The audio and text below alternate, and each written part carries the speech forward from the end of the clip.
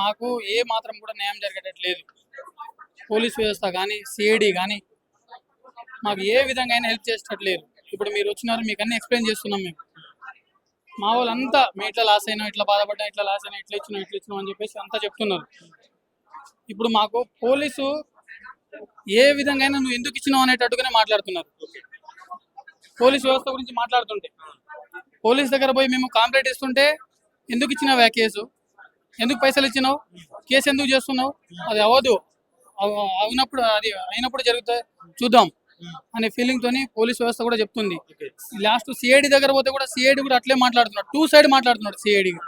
రంగస్వామి గారు మేము అక్కడ పోయినప్పుడు ఇన్వెస్టిగేషన్ చేసి పంపించిన అని చెప్పినారు. ఏమి ఇన్వెస్టిగేషన్ చేసిర్రు? మధు దగ్గర నుంచి, బాలాజీ దగ్గర నుంచి ఏమి ఇన్వెస్టిగేషన్ చేసిర్రు? ఇప్పుడు దాకా ఎస్పీ అనుకున్నది 40 కోట్లు మాత్రమే, మన సిఐడి రంగస్వామి అనుకున్నది 40 కోట్లు మాత్రమే. వీళ్ళ దగ్గర ఇంచుమించు 450 కోట్లు ఉంటాయి. వీళ్ళ దగ్గర పైసలు కలెక్షన్ చేసింది ఇంచుమించు 450 కోట్ల రూపాయలు ఉంటాయి. ఇది మాత్రం షూరు.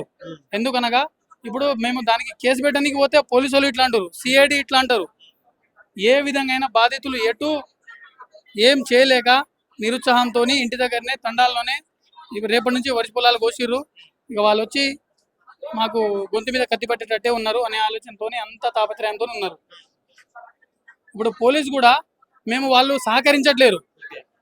ఇంకోటి మేము పోయి వాళ్ళని ఎత్తుకొచ్చి చేసే టైంలో కూడా వాళ్ళు మా మీద కేసు చేస్తుర్రు. వాళ్ళ మీద కాదు, దొంగలకు రక్షిస్తుర్రు, మా మీద కేసు చేస్తుర్రు. దొంగలకు రక్షిస్తుర్రు, మా మీద కేసు చేస్తుర్రు.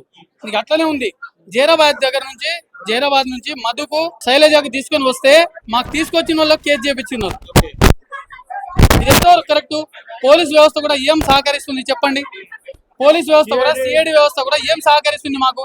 మా దగ్గర పైసలు తీసుకోబోయింది దొంగలు, మాకు కనీసం హెల్ప్ చేయలేకపోతున్నారు. మళ్ళీ మేము వీళ్ళు వసూలు చేయనిస్తలేరు, చేసి ఇవ్వట్లేరు, మాకు చేసుకొని చేస్తలేరు.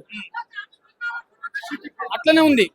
ఏదంటే మా మీద కేసు పెడుతున్నారు, మేము పోయే వెహికల్ మీద కేసు చేపిస్తున్నారు, ఆ విధాలుగా చేస్తున్నారు మా మీద. నాయకుల విషయం, ఏ రాజకీయ నాయకులు ఉన్నా వాళ్ళకి అన్ని తెలుసు, కామ్గుంటున్నారు రాజకీయ నాయకులు అయితే.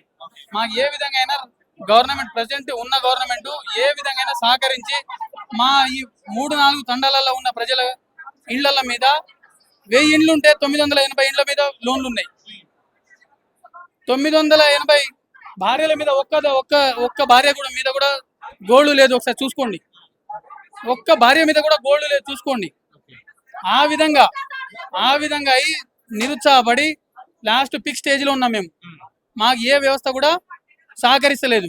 లాస్ట్ మీరు వచ్చిర్రు, ఏ విధంగా కొంచెం సహకరించి మాకు కొంచెం పైసలు ఇప్పించేటట్టు చూడండి.